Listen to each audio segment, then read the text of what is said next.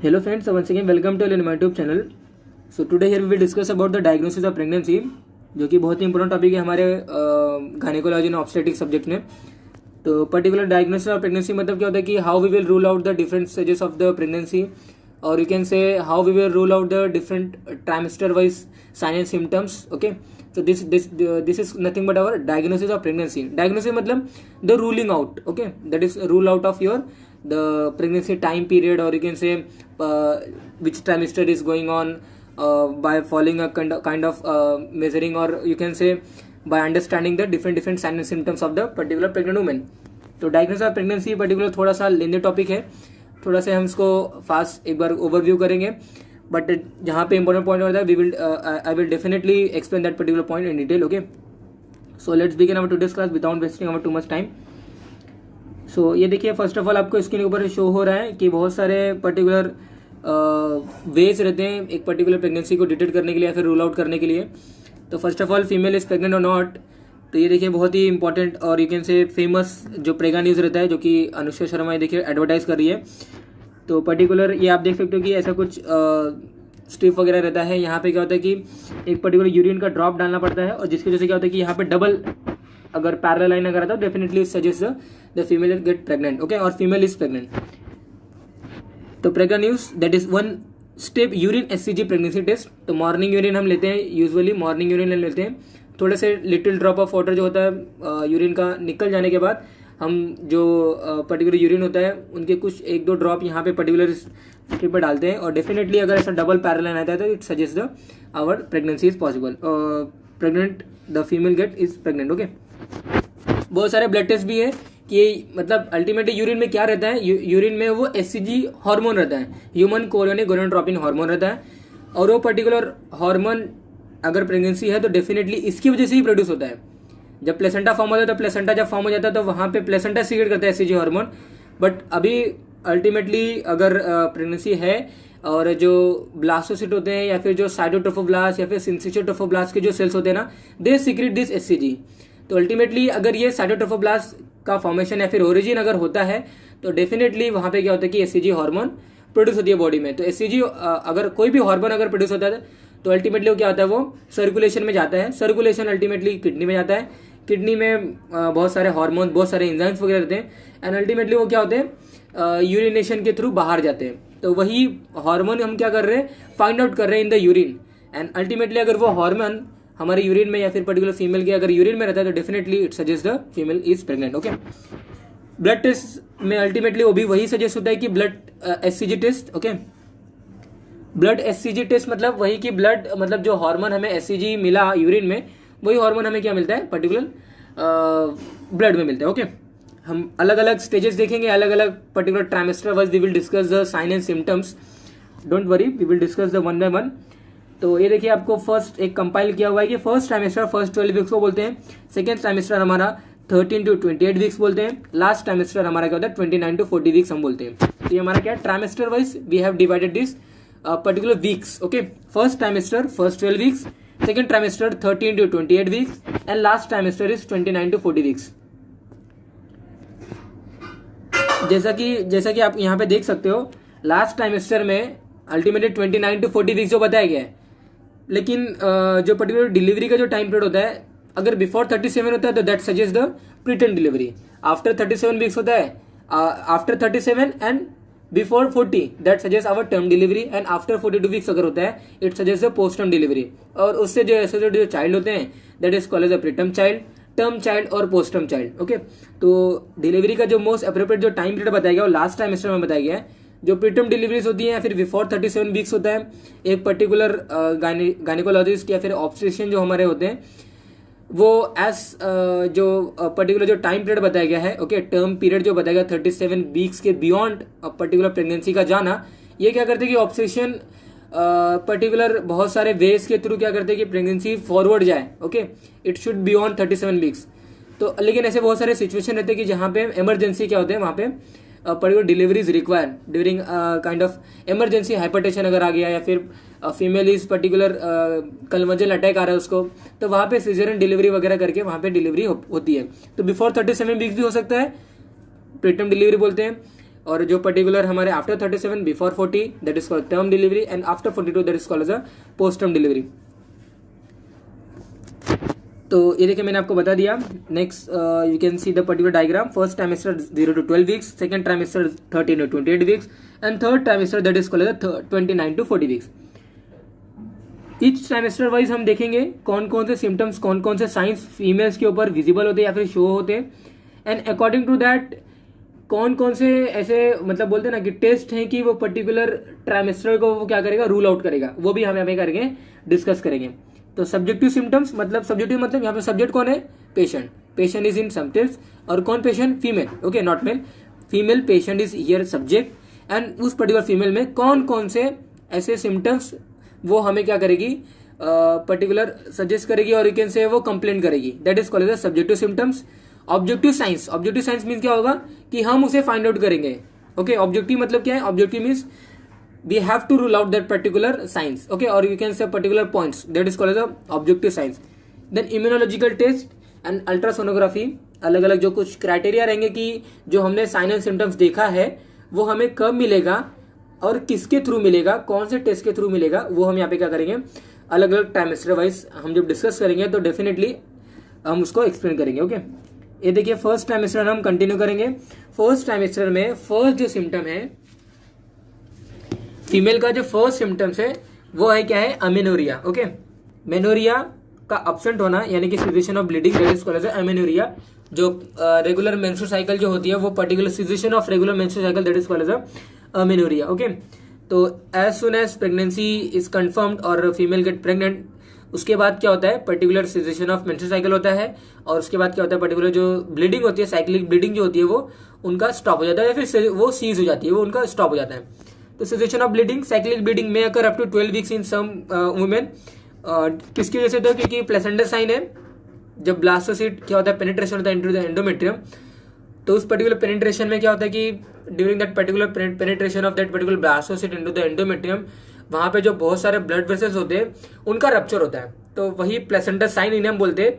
इतना आपको याद रखने की जरूरत नहीं है, but what you have to remember कि there is a kind of female who particular में कंप्लेंट या फिर उनके जो मेंस्ट्रुअल साइकिल है वो कंटिन्यू रहते हैं up to 12 weeks, okay. And most of us लोगों को जो सिचुएशन ऑफ ब्लीडिंग होता है वो नॉर्मल ये सिम्टम्स रहता है, ओके। दे कंप्लेंट कि पर्टिकुलर जो मेरा मेंस्ट्रुअल साइकिल है वो स्टॉप हो गया है।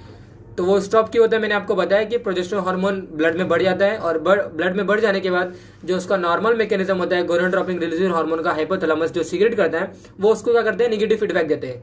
निगेटिव फीडबैक देते हैं कि आप अभी सिगरेट मत करो क्योंकि यहाँ पे प्रोजेस्टेरोन हार्मोन आ गया है, और वो क्या करता है अल्टीमेटली निगेटिव फीडबैक देके उसके सिक्रेशन का फिर उसको सिंथेसिस को क्या करते हैं, कम करता है।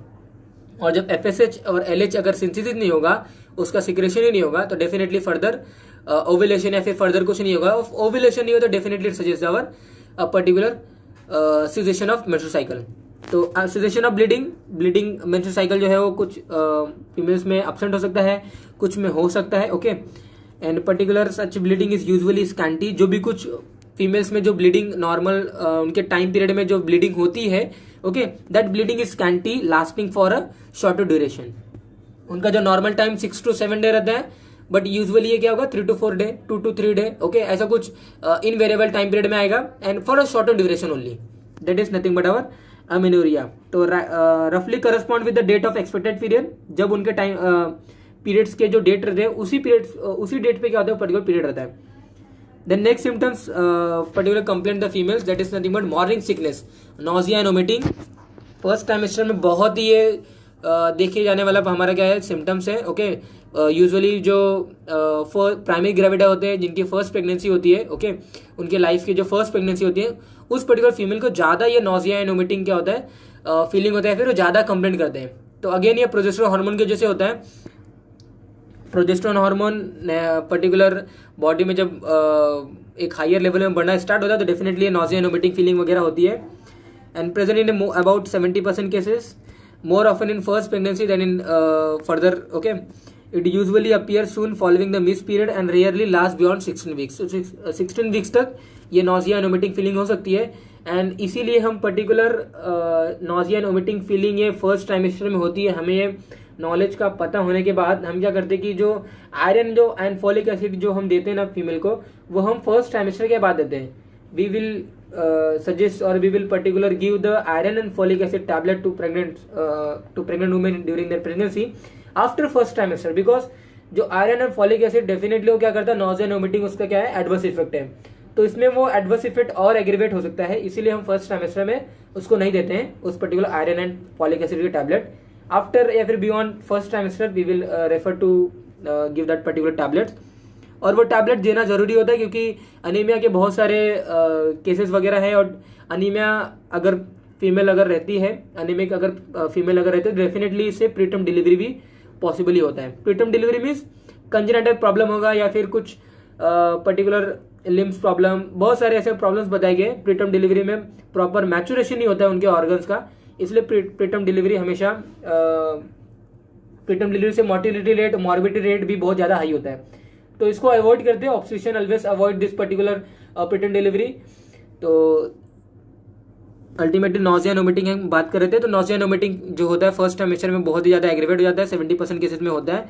30% केसेस वो आते हैं जो कि उनका फर्दर एक प्रेगनेंसी हो जाने के बाद, यानी कि जिनके मल्टी ग्रेविडे जो है, प्राइमरी ग्रेविडे को ज़्यादा ये होता है. ओके, जिनकी फर्स्ट प्रेगनेंसी होती है it usually last beyond 16 weeks. Okay, third symptom देखिए, what female complaints, frequency of micturition. Micturition means urination. तो फीमेल्स इसमें कंप्लेंट करती है कि I have to go again and again for urination. Okay, तो इसका ये मेन रीजन यही है. ये फर्स्ट ट्राइमेस्टर में यूजुअली देखने को मिलता है, सेकंड ट्राइमेस्टर में आपको देखने नहीं मिलेगा. लेकिन जैसे ही थर्ड ट्राइमेस्टर आता है, थर्ड ट्राइमेस्टर के लास्ट पीरियड में क्या होता है कि अगेन ये सिम्टम्स स्टार्ट हो जाते हैं. तो हम फर्स्ट ट्राइमेस्टर की बात करें, फर्स्ट ट्राइमेस्टर में फ्रीक्वेंसी ऑफ मिक्चुरेशन क्या होता है, वो बढ़ जाता है. ओके, फ्रीक्वेंसी ऑफ मिक्चुरेशन ये बढ़ जाता है. तो ये देखिए, troublesome symptom during 8 to 12 weeks. तो resting of the bulky uterus on the fundus of the bladder, इसका यही रीजन है कि पर्टिकुलर जो एम्ब्रियो जो डेवलप हो रहा है या फिर फिटस जो डेवलप हो रहा है, फिटस तो डेवलप नहीं होगा क्योंकि फर्स्ट ट्राइमेस्टर है. तो अप टू 8 वीक्स क्या होता है कि एम्ब्रियो डेवलप होता है. तो एम्ब्रियो अल्टीमेटली जब डेवलप होता है तो वो पर्टिकुलर यूट्रस में डेवलप हो रहा है. तो वो पर्टिकुलर जो यूट्रस होता है वो किसके ऊपर रिसाइड करता है, वो ब्लैडर के ऊपर रिसाइड करता है. तो उसका मेन रीजन यही है कि रिसाइड होने की वजह से क्या होता है, ब्लैडर को हमेशा क्या होता है, प्रेशर मिलता है, और ultimately result in the again and again micturition. और फीमेल कंप्लेंट्स की मुझे अगेन एंड अगेन मिक्चुरेशन के लिए जाना पड़ता है. तो कंजेशन ऑफ ब्लैडर म्यूकोसा होता है, एंड दैट्स वाई वहाँ पे क्या होता है कि change in osmoregulation causing increase thirstiness and polyuria. Breast discomfort oestrogen and progesterone hormone की वजह से क्या होता है कि ब्रेस्ट के जो हमारे पर्टिकुलर ग्लैंड्स होते हैं उनका प्रोलिफरेशन होता है, ब्रेस्ट टिश्यूज के प्रोलिफरेशन होता है, उनका मल्टीप्लिकेशन होता है. ओके, जिसकी वजह से क्या होता है कि ब्रेस्ट जो होता है वो बल्की हो जाता है, ब्रेस्ट की साइज में ग्रोथ देखने को मिलती है. And that's why female complaints की ब्रेस्ट डिस्कम्फर्ट हो रहा है पहले से ज्यादा. पर्टिकुलर उनको जो ब्रास वगैरह जो वो वियर्स करती हैं, ऐसे वो कंप्लेंट करती है कि हमारे जो पर्टिकुलर डिस्कम्फर्ट हो रहा है, उनको डिस्कम्फर्ट होता है. उनको ये पता नहीं होता कि ये जो पर्टिकुलर इफेक्ट है ये फर्स्ट ट्राइमेस्टर का है, और इसका जो इफेक्ट करने वाला जो रीजन है वो हमारा एस्ट्रोजन एंड प्रोजेस्टेरोन हार्मोन होता है. तो डेफिनेटली ये सिम्टम्स आएगा ही आएगा. ब्रेस्ट डिस्कम्फर्ट होता है 6 to 8 वीक तक ये यूजुअली रहता है. आफ्टर दैट वो नॉर्मल पीरियड में नॉर्मल उसके साइज में नहीं आता है, लेकिन आफ्टर दैट क्या होता है कि फर्दर जो प्रोग्रेशन होता है, फिर फर्दर मल्टीप्लिकेशन या फिर फर्दर जो प्रोलिफरेशन होता है वो नहीं होता है. तो अप टू 6 to 8 वीक ये डिस्कम्फर्ट फीमेल कंप्लेंट कर सकती है. मैंने आपको रीजन बता दिया, specially in primary gravida. Okay, तो जो भी कुछ सिम्टम्स है फर्स्ट ट्राइमेस्टर के, ये यूजुअली प्राइमरी ग्रेविडा जो होते हैं उनको ज्यादा फेस करना पड़ता है, या फिर वो ज्यादा कंप्लेंट करते हैं compare with our multi gravida, जिनकी ऑलरेडी 1-2 प्रेगनेंसी हो गई है या फिर 1-2 डिलीवरी वगैरह हो गई है. तो डेफिनेटली उनको ये सिम्टम्स नहीं आता है. लेकिन जिनकी फर्स्ट प्रेगनेंसी होती है, फिर who are the primary gravida, उनको ज्यादा ये सिम्टम्स क्या होते हैं, पर्टिकुलर हार्म करते हैं, या फिर जिसके वजह से क्या होता है वो पर्टिकुलर डिस्टर्ब होते हैं. देन लेथार्जिक कंडीशन हो जाती है अगर अर्ली इन प्रेगनेंसी या फिर फर्स्ट ट्राइमेस्टर में. ऑब्जेक्टिव साइंस देखिए, ऑब्जेक्टिव साइंस मतलब ब्रेस्ट में बहुत सारे चेंजेस देखने को मिलता है, that is called our breast changes. Okay, बहुत सारे इसमें क्या होता है आपको साइंस मिलेंगे. तो ऑब्जेक्टिव साइंस से फीमेल्स ऐसा नहीं बताएगी, ये आपको देखना है. ओके, ऑब्जेक्टिव साइंस ये हमें रूल आउट करना है. And after seeing this particular signs we can definitely suggest that की पर्टिकुलर जो हम उनको ऐसा पूछेंगे कि ये जो साइंस है या फिर पर्टिकुलर जो ब्रेस्ट डिस्कम्फर्ट हो रहा था वो कब हुआ आपको, तो डेफिनेटली वो बताएंगे कि ये हमें पर्टिकुलर अभी हो रहा है या फिर ये पर्टिकुलर 12 वीक्स के प्योर था। तो उससे हम क्या कर सकते हैं कि पता कर सकते हैं कि ये जो ब्रेस्ट के जो साइंस है वो कब उनका पर्टिकुलर प्रोडक्शन हुआ है। ओके, तो ब्रेस्ट चेंजेस देखिए are valuable only primigravida. The breast changes are evident between 6 to 8 weeks. इसमें क्या होता है कि इनलार्जमेंट विद वैस्कुलर इंगॉर्जमेंट होता है। द निप्पल एंड एरियोला क्या होते हैं, मोर पिगमेंटेड हो जाते हैं और यूजुअली वो डार्क वुमेन में ज़्यादा देखने को मिलता है। Okay, the nipple and areola become more pigmented. Montgomery tubercles ये हमें फाइंड आउट मिलता है। मोंटेगोमेरी ट्यूबरकल्स मतलब क्या होता है कि ये स्पेशलाइज क्या है, ये सब हमारे क्या है सीबीसीएस ग्लैंड्स हैं। तो स्पेशलाइज सीबीसीएस ग्लैंड हमारे क्या होते हैं मोंटेगोमेरी ट्यूबरकल्स। ये सेकेंडरी एरियोला जो फॉर्मेशन होती है ब्रेस्ट ग्लैंड में, तो उस पर्टिकुलर सेकेंडरी एरियोला में क्या होता है हमारे मोंटेगोमेरी ट्यूबरकल्स। ये देखिए आप साइन देख सकते हो, ये हमारे निप्पल है, ये एरियोला है, इसके अराउंड एक और एरियोला था that is called secondary areola. Okay, तो इस पर्टिकुलर एरियोला में आप देख सकते हो कि मोंटेगोमेरी ट्यूबरकल्स, ओके, ये हमारा प्राइमरी क्या था ये एरियोला है और सेकेंडरी एरियोला हमारा ये ऐसा कुछ होता है। तो आप देख सकते हो कि एरियोला के रीजन में जो पर्टिकुलर ग्लैंड्स होते हैं ना, वो ग्लैंड्स क्या होते हैं स्किन से वो ऐसा दिखाई देते कि वो बाहर आ रहे हैं। Okay, that is called as the Montgomery tubercles. तो Montgomery tubercles prominent features find out in our breast changes and thick yellowish secretion or you can say colostrum can be expressed as early as 12 week. Okay, this is nothing but our breast changes in objective science. आप देख सकते हो diagram को, ये देखिए ये हमारा secondary areola है, ये मेरा प्राइमरी एरियोला है, ये मेरा पर्टिकुलर फीमेल का ये क्या है निप्पल है। ओके, तो ये पर्टिकुलर फीमेल का ये सेकेंडरी एरियोला, ये प्राइमरी एरियोला। आप ये देख सकते हो कि there is a appearance of secondary areola, development of Montgomery tubercles and increase vascularity. Vascularity भी इंक्रीज हो जाती है, मोंटेगोमेरी ट्यूबरकल्स भी दिखाई दे रहे हैं और क्लियर कट जो डिमार्केशन होता है या फिर क्लियर कट जो डार्क पिगमेंटेशन होता है निप्पल का वो भी बढ़ जाता है। क्यों बढ़ता है सेकेंडरी एरियोला, क्यों हो रहा है? क्योंकि इसमें लैक्टिफेरेक्स जो डक्ट है या फिर एक लैक्टिफेरेक्स साइनस होता है, ओके, जहाँ पे मिल्क का स्टोरेज होता है, तो वो साइनस पर्टिकुलर उनके में साइज बढ़ती है डेफिनेटली वो जिसकी वजह से क्या होता है कि एरियोला क्या होता है सेकेंडरी एरियोला में टर्न होता है। प्राइमरी एरियोला तो रहेगा लेकिन अलॉन्ग विद दैट ये सेकेंडरी एरियोला भी क्या होती है इसमें फॉर्मेशन होती है। ये देखिए पर एब्डोमिनल आपको क्या क्या मिलेगा, uterus remain a pelvic hormone until 12th week. 12th week तक आपको पेल्विक ऑर्गन यानी कि यूट्रस अभी तक कुछ बढ़ा ही नहीं है। अप टू 12th वीक या फिर up to 12 week you can find out कि जो फीमेल प्रेग्नेंट है, फीमेल प्रेगनेंसी में चली गई है, लेकिन ये जो पर्टिकुलर जो यूट्रस की साइज है ना वो भी बढ़ी नहीं है। Uterus remain as a pelvic organ, वो अभी भी पेल्विक कैविटी में ही है, पेल्विक कैविटी में पेल्विक ऑर्गन के रूप में अभी भी है until 12 week. It may just felt per abdominally as a सुप्रापिविक bulge. जो भी कुछ आपका पिविक सिम्फाइसिस है ना, जहाँ पे दो पिविक बोन कनेक्ट हुए रहते हैं, आप फील भी कर सकते हो, आप अपने बॉडी में फील भी कर सकते हो पिविक सिम्फाइसिस। तो ऐसा फील होता है कि कुछ बल्जिंग होता है, सुप्रा पिविक बल्ज, यानी कि जो पिविक सिम्फाइसिस है ना कुछ ऐसा वो बल्ज आउट ऐसा फील होता है पर्टिकुलर फीमेल के बॉडी के ऊपर। ऐसा पर एब्डोमिनल अगर हम एग्जामिनेशन करेंगे ना तो उससे हमें क्या होता है ये साइन देखने को मिलता है। तो ऑब्जेक्टिव साइंस की हम बात करें, हमने ब्रेस्ट चेंजेस देखा। ओके, प्राइमरी कैविटी में ज़्यादा यूजुअली हमें देखने को मिलता है engorgement of vascular, okay, vascular engorgement देखने को मिलता है, मोंटेगोमेरी ट्यूबरकल्स देखने को मिलता है।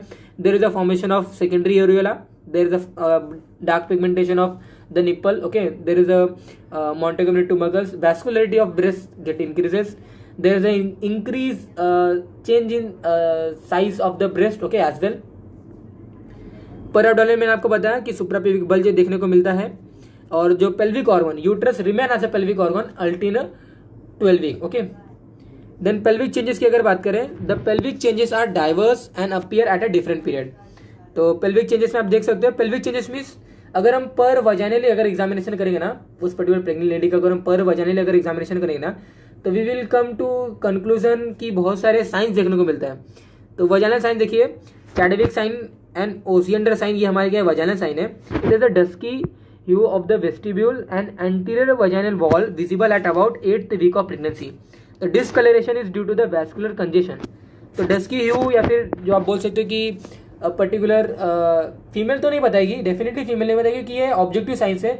We have to rule out और we have to confirm that particular sign. Okay, तो चैडविक साइन ये 8th वीक ऑफ प्रेगनेंसी में पर्टिकुलर फाइंड आउट होता है। अगर ये नहीं हुआ है तो डेफिनेटली इट सजेस्ट कि the pregnancy is less than 8th week. Okay, तो 8th week of pregnancy and after that ये पर्टिकुलर जो साइन होता है वो प्रोमिनेंट होता है। चैडविक साइन किसे हम बोलते हैं कि वेस्टिब्यूल जो रहता है एंड जो भी कुछ हमारे एंटीरियर वजाइनल वॉल जो होता है वो क्या होता है, उनका डिस्कलरेशन होता है due to the local vascular congestion. Congestion क्यों हो रहा है? क्योंकि यूट्रस बल्की होते जा रहा है और डेफिनेटली वो क्या करेगा, थोड़ा सा प्रेशर देता है एंड दैट्स वाई जो वैस्कुलरिटी जो बढ़ी हुई है ओके अराउंड आवर वजाइना या फिर अराउंड यूट्रस ओके, तो इसकी वजह से थोड़ा सा कंजेशन वजाइना में होता है, जिसकी वजह से क्या होता है कि there is discoloration of vagina, that is called as Chadwick sign. Then Osiander sign, the vaginal wall becomes softened and copious non-irritating mucoid discharge appear at 6 weeks. There is an increased pulsation felt through the lateral fornices at 8th week, that is called as a Osiander sign. Okay, so I forget to attach that particular diagram for you. Okay, तो you can search in your textbook as well. तो Osiander sign मतलब जैसे कि आप समझ सकते हो कि पल्सेशन जो होता है ना, ये लेटरल फॉर्निस जो होता है 4 फॉर्निसेस होते हैं, एंटीरियर पोस्टीरियर 2 लेटरल फॉर्निसेस। तो लेटरल फॉर्निसेस में क्या होता है, वजाना के 2 जो लेटरल फॉर्निसेस होते हैं, अगर वहाँ पे पल्स पर्टिकुलर हम अगर हैंड्स या फिर फिंगर्स अगर वहाँ पे टच करते हैं डेफिनेटली कुछ पल्सेटाइट वहाँ पे हमें देखने को मिलता है। There is a increase pulsation felt through the lateral fornices at 8th weeks, that is called as Osiander sign. तो जो भी कुछ साइन आपको मिल रहा है ये 8th वीक में यूजुअली आपको देखने को मिल रहा है। Chadwick sign nothing but discoloration of the vaginal wall, okay, and Osiander sign there is a increased pulsation fell through the lateral fornices at 8 weeks, that is called as the Osiander sign. Okay, then cervical sign, cervix में कौन कौन सा sign देखने को मिलेगा during the first trimester? There is a Godel sign, cervix becomes soft and as early as 6 weeks, okay, as early as ये 6 week में आपको मिल रहा है। a little earlier in multipara the pregnant cervix feels through the lips of the mouth while the non-pregnant state like the tip of the nose. तो गॉडल sign ultimately क्या होता है कि इनके जो सर्विक्स जो रहती है ना, अल्टीमेटली वो अपर लिप और लोअर लिप ऐसे 2 इसमें डिवाइड हो जाता है। तो पर्टिकुलर ये जो और जो नॉर्मल जो हमारे नॉन प्रेगनेंस वाले जो वुमेन्स यानी जो पर्टिकुलर गर्ल चाइल्ड है, अगर उनको आप देखोगे तो डेफिनेटली पर वजाइनल अगर एग्जामिनेशन करोगे तो definitely you will come to the conclusion कि इनका जो सर्विस होता है वो क्या होता है, टिप ऑफ द नोज जैसा होता है।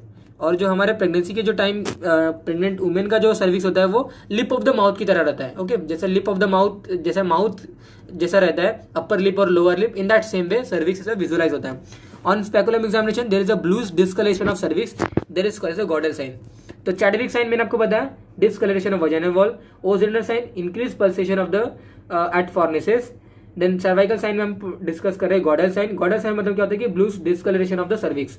क्यों हो रहा है? क्योंकि due to the increase vascularity. Okay, दोनों साइन है, जितने भी साइन हमने देखा 8th वीक ऑफ जो प्रेगनेंसी है उसमें ज्यादा प्रोमिनेंट देखने को मिलता है। Then uterine sign, size shape and consistency, ये सभी में हमें चेंजेस देखने को मिलता है। The uterus is enlarged to the sign of hen's egg at 6 weeks, size of cricket ball at 8th weeks, size of foetal head by 12th week. Okay, the pyriform shape of the non pregnant uterus become globular by 12th week. तो pyriform shape से वो globular shape में क्या होता है, turn हो जाता है। देन पिस्काकिक साइन, ओके, पिस्काकिक साइन आप देख सकते हो, asymmetry in the shape of the uterus detectable in the areas where ovum has implanted. There is a asymmetry in the shape of the uterus detectable in the areas where the ovum has implanted. तो जो भी कुछ walls है around the uterine body, तो endometrium के किस side में वो पर्टिकुलर इम्प्लांटेशन हुआ है या फिर पेनिट्रेशन हुआ है उस पर्टिकुलर ब्लास्टोसिस्ट का, उसकी वजह से क्या होता है कि there is a asymmetry in the uterus. Okay, तो पिस्काक साइन मतलब क्या होता है कि यूट्राइन साइन की हम बात करें तो उसमें फर्स्ट साइन देख सकते हो आप पिस्काक साइन, जो कि क्या सजेस्ट करता है कि there may be the asymmetry enlargement of the uterus if there is a lateral implantation अगर होता है तो that is called as a Piskacek sign, where one half is more firm than other half. as pregnancy advances symmetry is restored and the pregnant uterus feels soft and elastic। तो जैसे ही time advance होगा या फिर जैसे time continue ongoing होगा, pregnancy ongoing होगी, तो definitely ये जो आपको असिमेट्री डिटेक्ट हो रही है या फिर फाइंड आउट हो रहा है ये वो अपने नॉर्मल पे आ जाता है। ओके, सिमेट्री रिस्टोर्ड हो जाती है, that is called as a Piskacek sign. asymmetry of the shape of the uterus, that is called as the Piscach sign, and that usually detectable at the same our 8 to 12 weeks. Okay, objective sign देख सकते हो. Again objective sign देखिए. Second हमारे uterine sign जो हमारा होता है Hegar sign. This sign based on the fact that upper part of the body of the uterus is enlarged by growing fetus and lower part of the body is empty and extremely soft. The cervix is comparatively firm. Okay. तो bimanual examination of non pregnant uterus आप देख सकते हो. We are examine the uterus पर you can say और by manually. Okay, by hands और by fingers. That is called the bimanual examination. Manual means hands. Okay, तो bimanual examination we are doing here. Hegar sign मतलब क्या होता है कि आप अगर ऐसे फील करोगे ना तो upper part of body of the uterus. Okay, upper part of the body of the uterus. यहाँ पे आप नहीं बोल सकते हो upper part of the uterus.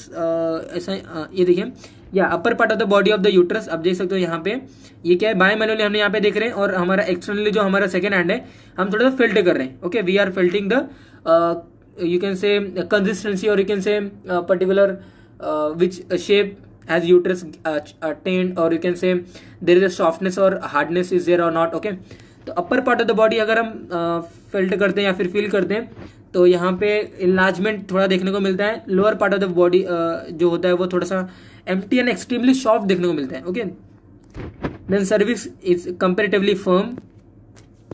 Then कुछ टेस्ट बताए गए हैं. Principal pregnancy test depend on the detection of the antigen present in the maternal urine और serum with antibody. Okay, urine pregnancy test and serum beta HCG test, these are the two important test to rule out the pregnancy in the first trimester. Okay, then ultrasonography. This is a sonography which is mostly suggestive in the first trimester. Intradecidual gestational sac is identified as early as 29 to 35 day of gestation. जो particular pregnancy हम find out कर लिए कि या SCG is there, but SCG वो developing fetus की वजह से है या फिर किसी और की वजह से, क्योंकि there is a hydatidiform mole are there. Okay, जो कि क्या होता है कि जितने भी सेल्स होते हैं ना उस पर्टिकुलर फीटस जिस मतलब एम्ब्रियो जिससे फॉर्म होने वाला था या फिर एम्ब्रियो से जो फीटस जो फॉर्म होने वाला था that turns to a kind of cyst like cell. Okay, cyst like cell मतलब जो भी कुछ सेल से जो फीटस बनने वाला था वो सभी जो सेल्स है वो सिस्ट में कन्वर्ट हो गए. उन्हें हम क्या बोलते हैं, हाइडेटिटी फॉर्म मोल बोलते हैं. तो ये पर्टिकुलर कन्वर्जन हो जाने के बाद जेस्टेशनल सैक वहां पे दिखाई नहीं देता है. There is a empty gestational sac, और यू कैन से वहां पे ऐसा कुछ टर्मिनोलॉजी आता है कि मतलब प्रेगनेंसी कंफर्म है कि female is pregnant, but ultimately वो पर्टिकुलर जो प्रेगनेंसी है वो कंटिन्यू पर्टिकुलर फीटस है या नहीं उसको भी रूल आउट करना जरूरी है. तो ultrasonography suggest that intradecidual gestational sac is there और नॉट. तो 29 टू 35 डे से हमें पता चल रहा था कि there is a gestational sac, और gestational sac ultimately suggest that कि फीटस अल्टीमेटली वो क्या होगा वहां पे फॉर्म होगा. The fetal viability and gestational age is determined by detecting the following following the structures by transvaginal ultrasonography. तो gestational sac and yolk sac by 5 menstrual weeks. Okay, fetal pole and cardiac activity 6 weeks में हमें मिल जाती है. embryonic movement जो होता है 7 weeks में हमें मिल जाता है. fetal gestational age is best determined by measuring the crown rump length. Okay, between 7 and 12 weeks. Fetal gestational age हमें ये भी मिल जा रहा है 7 to 12 weeks. Okay, 7 and 12 weeks ये अल्टीमेटली बहुत सारे बताएगा. क्राउन रम्प लेंथ यानी कि कितना पर्टिकुलर क्राउन लम्प लेंथ होगा, कितना फीटस का जो साइज है उसके अकॉर्डिंग हम फीटल जेस्टेशनल एज हमने कैटेगराइज किया है अलग अलग एज के अकॉर्डिंग.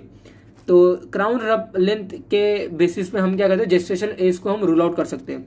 तो Doppler effect of ultrasound can pick up the fetal heart rate ये देखिए रियलेबली बाय 10th वीक. तो this is nothing but ultrasonography. Transvaginal sonography से हम gestational sac, fetal pole, embryonic movements, okay, fetal gestational age and along with that हम जो fetal heart rate होते हैं ये सभी को हम क्या कर सकते हैं, ये कर सकते हैं. सेकेंड ट्राइमेस्टर देखिए 13 to 28 वीक्स में रहता है. अगेन जो पॉइंट्स हैं सब्सिट्यूट साइंस देखिए, nausea and vomiting and frequency of the micturition usually subside हो जाते हैं वाइल अमेनेरिया कंटिन्यू रहता है. The new features that appear are quickening, feeling of life. Okay, denote the perception of active fetal movement by the women. Women feels की जो particular child है वो movement कर रहा है. Okay, you can say womens are they get happy. Okay, why? Because कि particular जो उनका जो बेबी है या फिर जो डेवलप हो रहा है foetus they kicking to their wall of the abdomen, or you can say they are moving around the amniotic fluid or in the amniotic fluid. So that is called the quicking. The feeling of life perceived by the pregnant woman, that is called the quicking. So denote the perception of the active fetal movement by the woman that usually felt about 18th week. Okay, 18th week में हमें जो perception जो है, ये जो perception है ये subjective symptoms है. ओके, ये सिम्टम्स हमें पेशेंट बताएगा, ये फीमेल बताएगी कि ये ऐसा मुझे हो रहा है, ये क्विकिंग साइन मुझे ऐसे विजिबली हो रहा है. ओके, तो quickening sign, feeling of life, denote the perception of the active fetal movement by the women, और वो नॉर्मली 18th वीक में हमें प्रोमिनेंट होता है. About 2 week earlier in multipara, जो भी कुछ सिम्टम्स, जो भी कुछ साइंस है that are earlier compare with primary gravida in the multipara और in multi gravida. The progressive enlargement of the lower abdomen by the growing uterus, subjective symptoms है. मैंने आपको बताया कि अप टू 12 वीक्स क्या होता है कि uterus remain as a pelvic organ.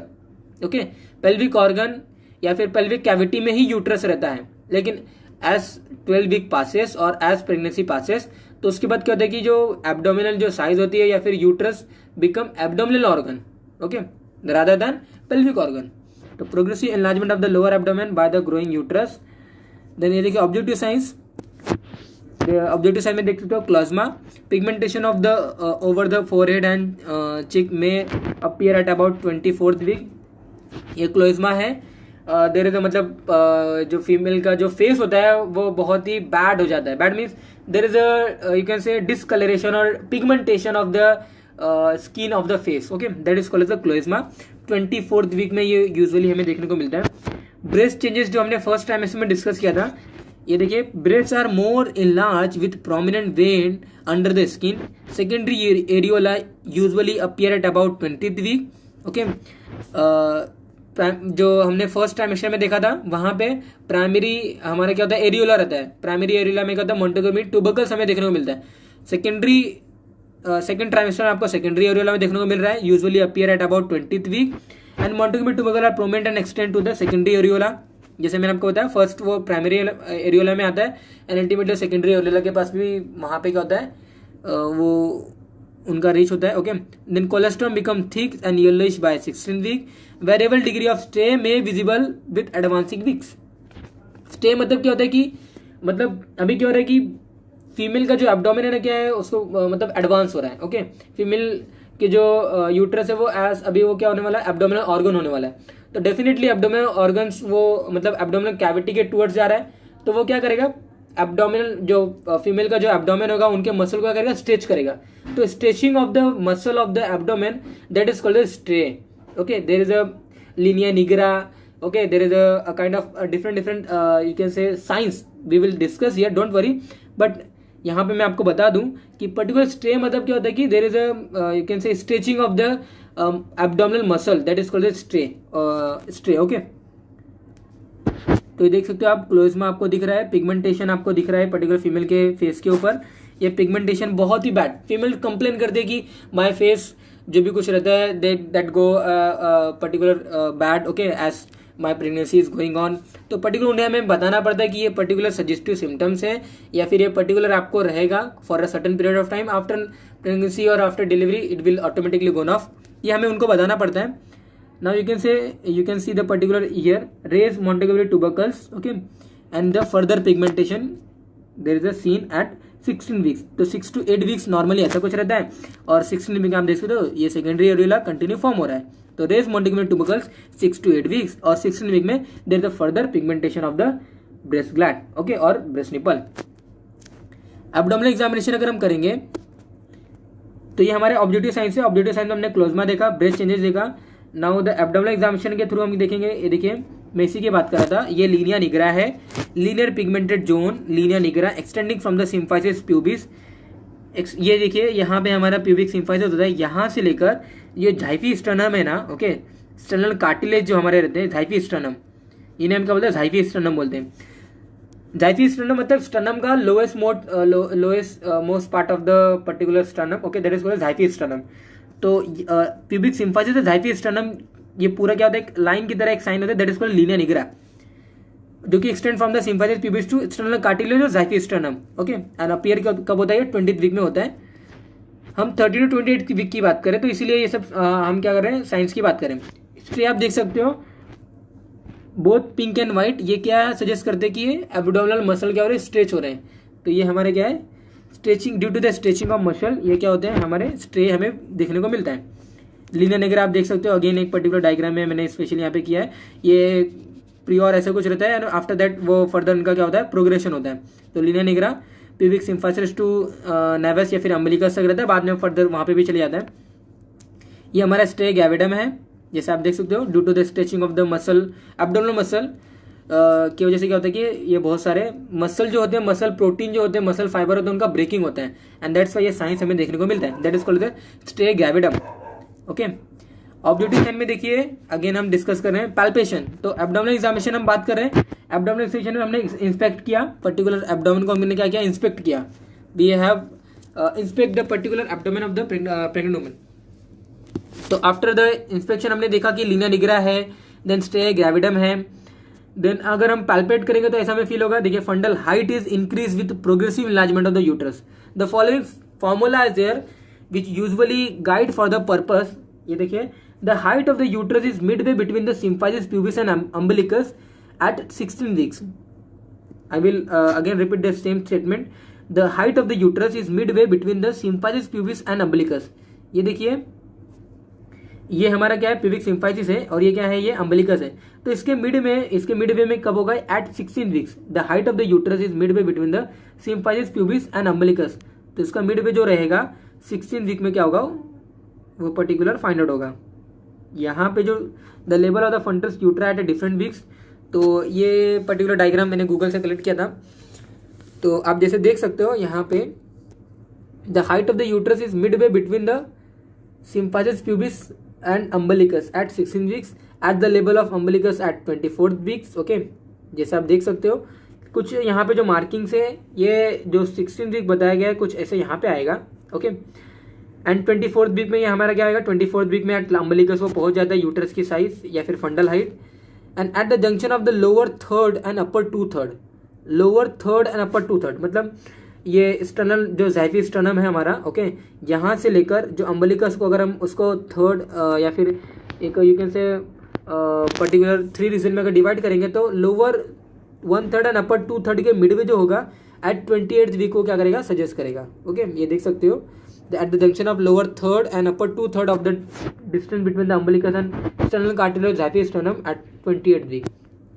So what we have seen so far, midway between the pubic symphysis to umbilicus, that is called as our at particular 16 weeks, at umbilicus at 24 weeks, at junction of the lower 1/3 and upper 2/3, that is nothing but at 28 weeks, and up to the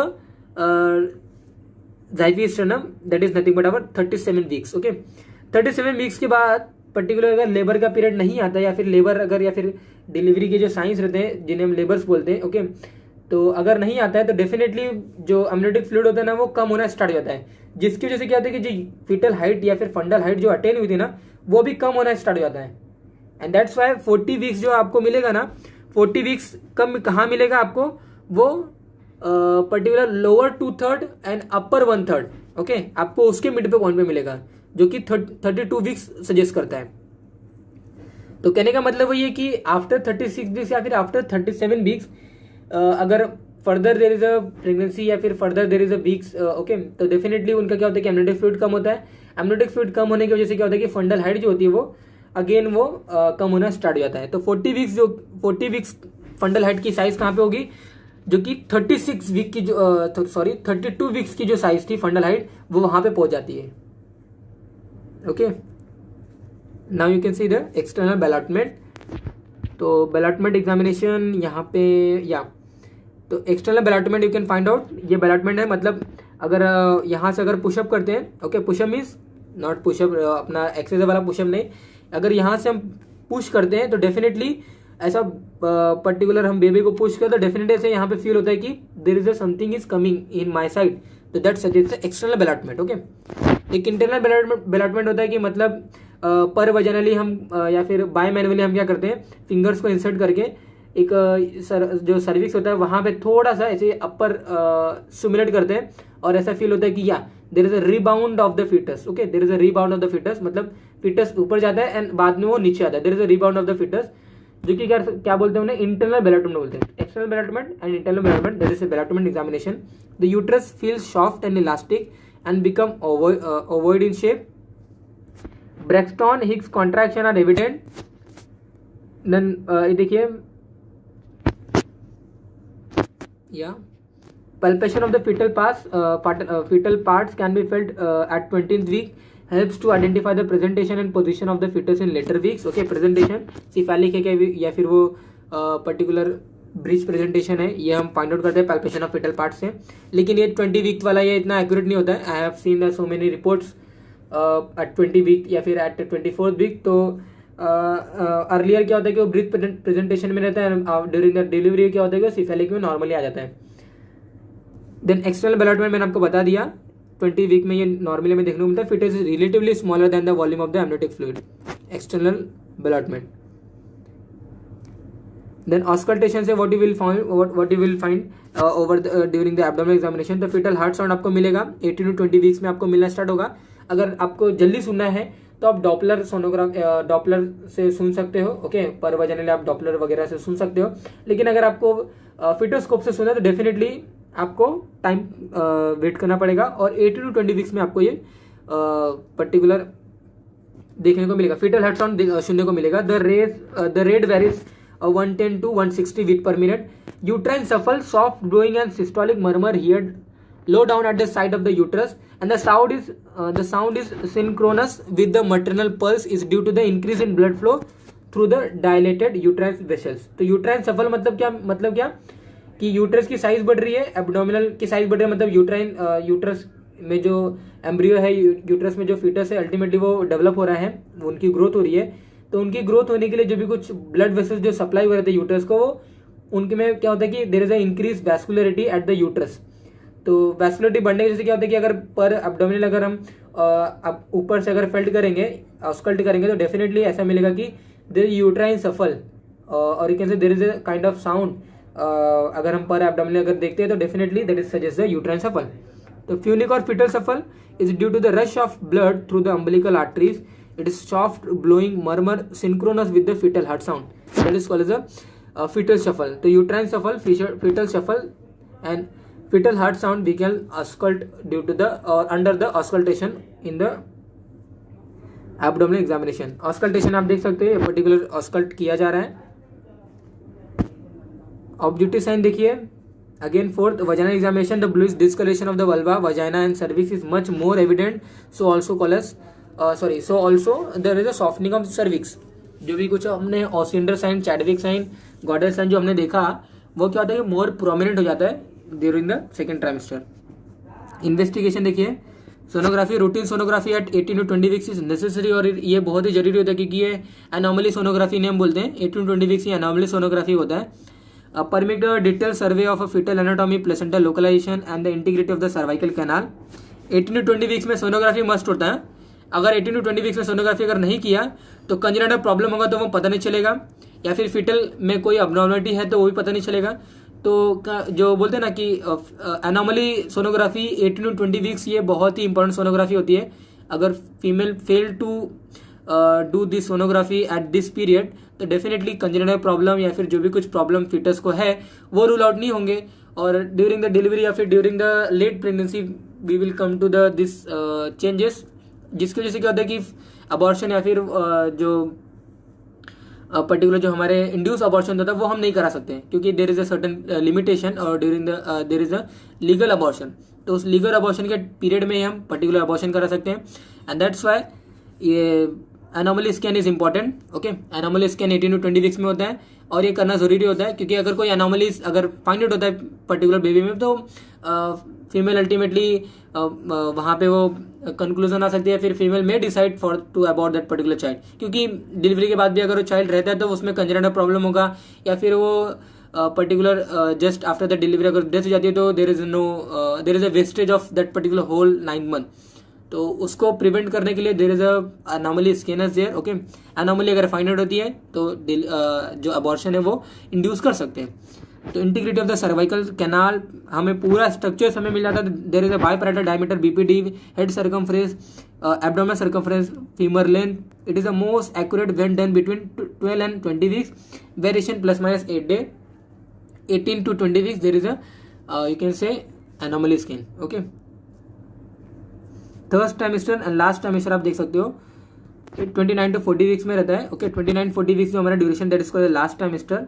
amenorrhoea persist रहता है. Enlargement of the abdomen continue रहता है.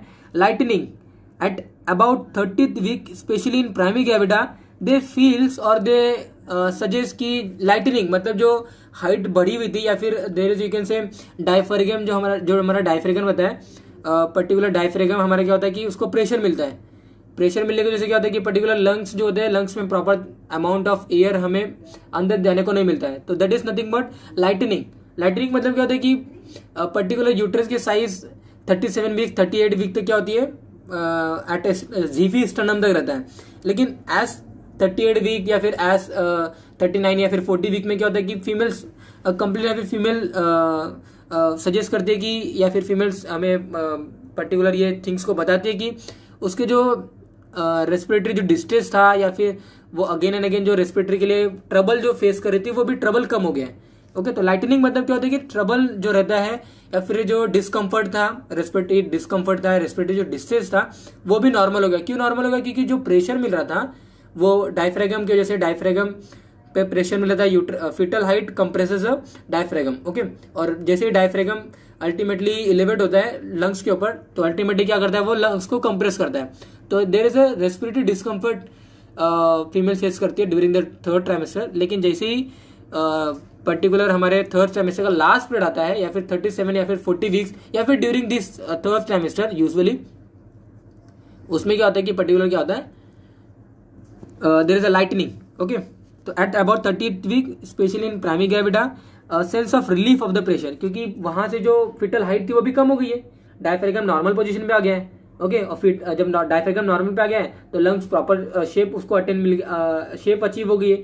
तो there is a respiratory discomfort जो था वो normal हो जाता है. तो लाइटनिंग उसे बोलते हैं. At about 30th week specially in primary gravida a sense of relief of the pressure symptom is obtained due to the engagement of the presenting part. Okay, engagement of the presenting part. क्यों 38th week के बाद क्यों ऐसा हो रहा है? क्योंकि अभी लेबर का पीरियड आ गया है, लेबर का टाइम पीरियड आ गया है, डिलीवरी का टाइम पीरियड आ गया है, जिसके वजह से क्या होता है कि इंगेजमेंट होता है. इंगेजमेंट मतलब क्या होता है कि जो फिटल जो हेड होता है ना वो अल्टीमेटली अभी बाहर निकलता है. Okay, that is called as engagement. तो इंगेजमेंट होता है. इंगेजमेंट की वजह से क्या होता है कि फिटल फंडल हाइट जो होता है वो कम हो जाती है. फंडल हाइट कम हो जाती है तो अल्टीमेटली डायफ्रागम के ऊपर जो प्रेशर था वो कम हो जाता है. डायफ्रागम के प्रेशर जो कम हो जाता है तो डेफिनेटली उसके वजह क्या होता है कि लंग्स पे प्रेशर कम मिलता है. लंग्स पे प्रेशर कम मिलता है तो जो रेस्पिरेटरी डिस्कम्फर्ट था वो कम हो जाता है और इसे हम टोटली क्या बोलते हैं? लाइटनिंग बोलते हैं. फ्रीक्वेंसी ऑफ मैच्योरेशन रीअपीयर होती है क्योंकि अगेन वो फंडल हाइट अभी क्या हो गया? नीचे आ रहा है. That is called frequency of maturation reappear होती है. Fetal movement are more pronounced in this third trimester. ये देखिए लाइटनिंग आप देख सकते हो. जितने भी मैंने अभी यहाँ पे आपको बताया, जैसे आप देख सकते हो फंडल हाइट कुछ ऐसे थी और जैसे 37 वीक या फिर नियर 40 वीक्स जैसी कुछ आता है यहाँ पे देख सकते हैं कि जो डायफ्रागम था अल्टीमेटली ये नॉर्मल पोजीशन में आ जाता है. ओके, कुछ ऐसा पोजीशन आ जाता है, ऐसा नहीं रहता, नॉर्मल को ऐसे पोजीशन में आता है. क्यों आ गया? क्योंकि जो प्रेशर दे रहा था ये अभी प्रेशर नहीं देगा तो नॉर्मल पोजीशन में आ जाएगा, लंग्स में नॉर्मल में आ जाएगा, जो रेस्पिरेटरी डिस्कम्फर्ट था वो भी क्या हो जाएगा? चले जाएगा. Okay, that is called as lightening.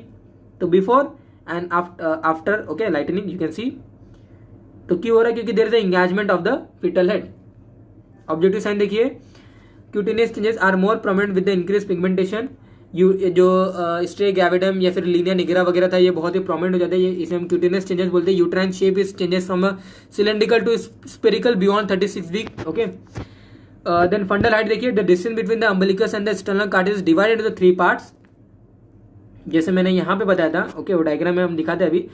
तो fundal height correspond to the junction of the upper and middle third at 32 weeks and up to the level of external cardiac at 36 weeks and it comes down to the 32 weeks at 40th week. Okay, क्या मतलब यहाँ पे लिखा गया है? The fundal head correspond to the junction of the upper third and middle third. Okay, upper third and particular you can say middle third. Okay, वो junction क्या बताएगा? 32 weeks बताएगा. अभी हम दिखाते हैं, वो डायग्राम में आपको शो करूंगा. But up to the level of ये 36 वीक होगा. ये देखिए मैं डायग्राम पे आप जाता हूँ. या तो ये क्या बोल रहे हैं कि 24 to 36 में आपको 3 रीजन में डिवाइड करना है। और जो ये मतलब ये बोलते हैं कि जो लास्ट जो थर्ड है या फिर जो मिडल थर्ड है उनका जो जंक्शन है वो 32 वीक्स बताएगा। और 32 वीक्स और सॉरी अगेन रिपीट करूंगा, जो आपका अम्बलिकस है और जो स्टर्नम है, जीफी स्टर्नम है, उसको हमने 3 रीजन में डिवाइड किया। ओके, ये हमारा अपर 1/3, मिडल 1/3 एंड लोअर 1/3। ओके, ये लोअर 1/3, मिडल 1/3 और ये हमारा अपर 1/3। ओके, अपर 1/3 और मिडल 1/3 का जो जंक्शन है वो 32 वीक प्रेगनेंसी सजेस्ट करेगा। ओके, या फिर 32 वीक जेस्टेशन एज को सजेस्ट करेगा। एंड जो अपर 1/3 का जो जंक्शन है या फिर जो जीफी स्टर्नम का जो जहां पे जहां पे अपर 1/3 हमारा है, दैट सजेस्ट 36 वीक्स। लेकिन मैंने आपको बताया कि आफ्टर 42 वीक्स या फिर आफ्टर 40 वीक्स जब हो जाती है तो वो 32 वीक्स की साइज को अटेंड करता है। ऐसा नहीं होता कि फर्दर वो साइज नहीं आती है। ओके, फर्दर वो साइज या फिर further there is not progression of the abdominal size. 36 weeks के बाद फर्दर अगर वहां पे 37 या फिर 38 39 अगर आता है तो वो जो साइज वो कम होना स्टार्ट हो जाता है। तो ऐसा वहां पे लिखा गया है कि 32 वीक्स जो साइज थी वो 40 वीक्स साइज पे रहती है। मतलब 40 जेस्टेशनल एज, ये आपको 32 वीक जो जेस्टेशनल एज जहां पे था वहां पे आपको 40 वीक वाला जेस्टेशनल एज या फिर 40 जेस्टेशनल एज वहां पे आपको मिलेगा, वही वहां पे लिखा हुआ है। ओके, या that is written there. If the head is floating, it is 32 weeks of pregnancy, and if the head is engaged, it is of 40 weeks of pregnancy. Okay. Now the further signs you can see the particular symphysis fundal height. Okay, the upper border of the fundus is located by the ulnar border of the left hand, and this point is marked. Symphysis fundal height. Upper border of the fundus is located by the ulnar border of the left hand, and by the point is marked. Okay, ये देखिए ऐसा कुछ यहाँ पे होता है। हम female को ये देखिए, to note the height of the uterus, linea nigra and striae एविडम आर आल्सो विजिबली। ओके,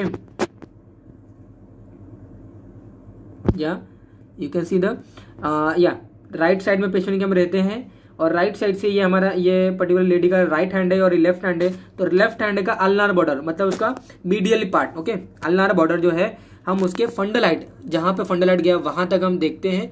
और हम ऐसा रीजन जो भी कुछ मैंने आपको बताया कि 3 रीजन में हम डिवाइड वगैरह करते हैं, तो उससे हम कंक्लूजन आता है कि ये कि अभी इतना वीक आया है, अभी इतना वीक आया। ओके, तो फंडल हाइट को पता करने के लिए that is called symphysis of fundal height. Okay, the upper border of the fundus is located by the ulnar border of the left hand and this point is mark. The distance between the upper border of the symphysis pubis up to the mark point is measured by a tape in a centimetre.